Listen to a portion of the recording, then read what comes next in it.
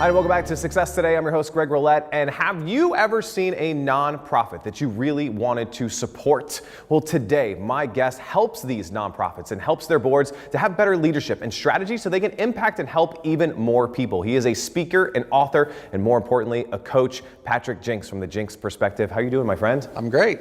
I'm excited to have you here, man, because there are so many organizations out there that want to do good in the world, but they stumble, they have stumbling blocks, they have obstacles in their way, and they don't quite serve their mission. And this is what you do, right? Is you help them overcome that stuff, right? I do. I do all the help I can. I spent 20 plus years in the nonprofit sector, so I know the challenges that you just articulated very well. Yeah. And I reached a point where I found that my greatest talents and passions and skill sets when I was leading in the nonprofit sector were around strategy and leadership. And I also found in my 20 years that those two things seemed to be lacking in a large portion of the nonprofit sector. And so I launched my business to set about changing that and providing world-class leadership and strategy coaching to the nonprofit sector, the same caliber of coaching that Fortune 500 companies wouldn't want to do without, but at a rate that nonprofits can afford and where they can get help with their complex work. That's powerful. And I do want to talk a little bit about strategy and leadership, because you would think, like, you know, I have a great mission, I want to help this cause. You would think they'd be a great leader, right? Because they want to lead the cause, but that's not always the case, is it? Well, passion doesn't get the job done by itself. Okay. So people that go into work in the nonprofit sector, they care. You ask any of them why they did it, and they say, because I want to make a difference. But that alone, while it's powerful and it's needed, it's not sufficient. There still has to be solid strategy and planning about how you're going to go about accomplishing your mission, particularly how you're going to be relevant. And as much as nonprofits don't like to use the word competitive, the nonprofit sector is all about collaboration, which is really key and important more now than ever. But nonprofits are competing. They compete for dollars and donations. They compete for grants. They compete for talent in their community. They compete for board composition. They compete for credibility and visibility in their community. So that's what strategy is about. Isn't if in an MBA program or in any corporate strategy training, it's about competition. How do we leverage our competitive advantage to thrive in the future? Right, and I think we forget about that, especially as a nonprofit that wants to do good, that we do need to raise money or else we can't affect the cause. We do need a great board. We do need to maybe host events and things like that. And just because I'm passionate about helping these people, I don't know how to throw a 5K or a fundraiser or things like that. So how do you help them to understand the kind of leader that they need to be in order to execute on the cause? Well, I think one of the things that more and more are beginning to understand is the idea that you have to invest in yourself to some degree. In the nonprofit sector, everyone's hung up on overhead. They want to make sure if I make a donation to a nonprofit organization, I want to make sure that the vast majority of it is going to help someone in need. And I'm thinking about direct service. I want to make sure it buys a meal or a house or whatever it is you're doing for that client. What I think more and more nonprofits are understanding, and I think more investors and donors are understanding, is if the organization doesn't invest in itself, much like a corporation would, it doesn't have the competency or the capacity to deliver on its mission. So that's one of the things I help them understand is this is an investment in yourself. Don't call it overhead, call it capacity. And if you build that capacity, you'll be able to deliver on your mission more effectively. Well, and if you make an investment in a coach, someone like yourself, it's an investment, right? You're hoping that more comes out of it than that initial investment, meaning you're able to grow the company, you're able to create the right strategy that you'll be able to execute. So, you know, by hiring you, shouldn't be seen as a cost. It should be seen as an investment, right? Well, that's exactly right. In fact, I remember a client I had in Florida at a relatively small nonprofit organization, and we were talking about what we can do and how we can help lead them down a strategic path, and she was very excited about it. And she said, man, I really want to work with you. I've got to go back to my board because boards of directors have to approve for these things. She said, I've got to go back to my board and convince them that you're worth it. And I stopped her and I said, I appreciate that, but I don't think that's what you need to convince your board of. She said, really? I said, no, you need to convince your board that they're worth it. You need to have a conversation at your board level about whether or not your organization and your mission is worth this kind of investment. It's not about what I'm worth.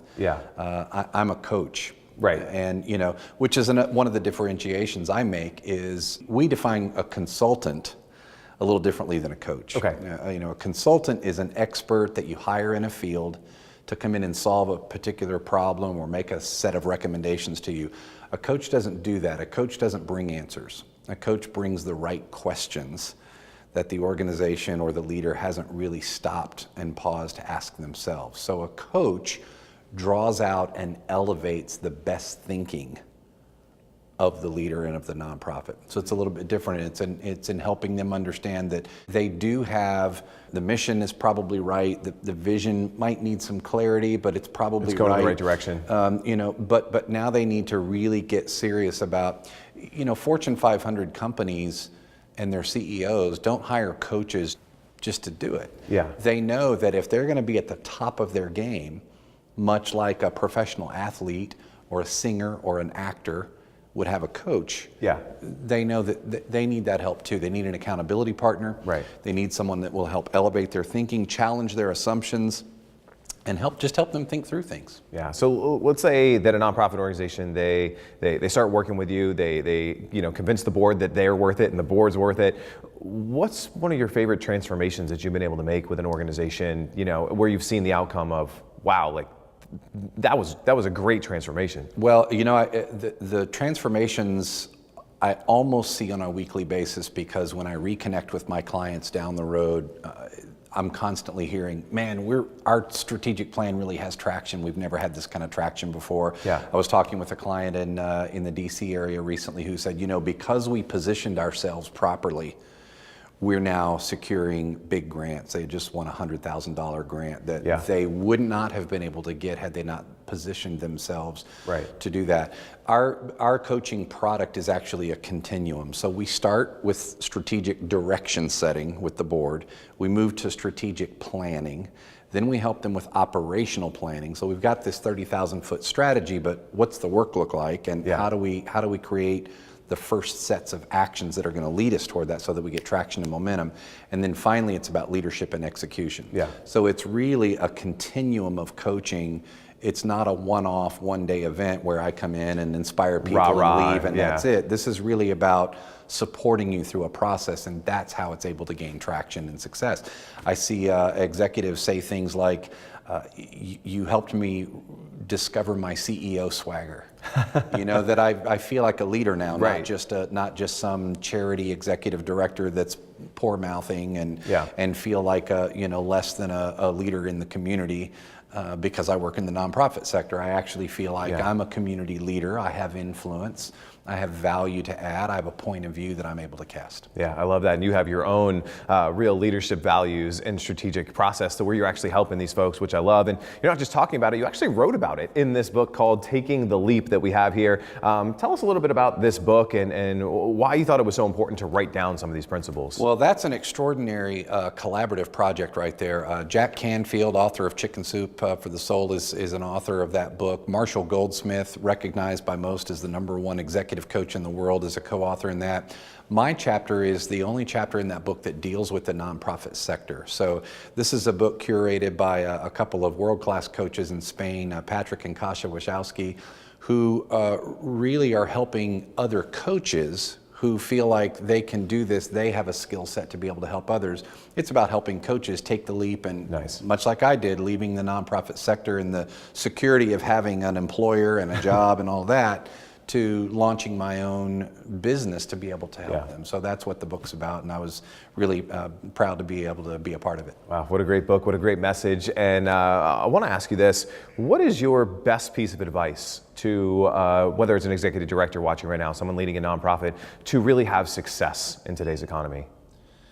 When you say the word economy, in the nonprofit sector, it kind of means slightly different things. There's certainly, there's a trickle down. I mean, if the business economy is doing good, the charitable sector usually does better. People are able to make more investments and donations and things. In the nonprofit sector, the economy is based on what we call a double bottom line. Okay. Which is the bottom line that corporations look at, and that's how much money did I make over what I spent. And this is a misnomer in the nonprofit sector. People think, well, the nonprofit can't make a profit. And the reality is they can. It's just not, that's not what their mission is to do. Yeah. But you always want to bring in more money than you're spending, or at least that much. And the second part of the double bottom line is, for a nonprofit, it's about mission delivery. So how much of an impact, a social impact, am I making with my mission? So it's sort of two bottom lines, and the economy sort of shifts around that. My biggest piece of advice for nonprofit leaders in the nonprofit economy is diversify your income. And get creative about it's not just individuals that donate to us, or it's not just foundations and grants that we get, or it's not just corporations, but it's much like any corporate sector would be. Think about the diverse ways that you can develop your revenue so that you're sustainable. Yeah, very, very powerful piece of advice. And Patrick, if someone wants to get their hand on the book, if someone wants to learn more about how you can help their organization, you can be their coach, where's the best place for them to learn more and take that leap, if you will? Probably just go to our website at jinksperspective.com, and there's a lot of different resources and information there about where you might plug in. Along that continuum from strategic direction setting to executive coaching, nonprofits can kind of jump in where they need to. So I've got clients that just want the executive coaching piece. They already have a strategic plan. So go to the website, jinksperspective.com, and you can find out where you need to jump in, and I'll be happy to talk with you about how I might be able to help you. Great, and I know that you can. Head on over to jinksperspective.com, get those resources, get a copy of the book, and see how Patrick can help you guys have the leadership and the strategic vision to execute on that mission. Patrick, my friend, it was great chatting with you this morning. Thank you for the invitation. I appreciate it. Definitely, and we'll be back with more from Success Today in just a minute.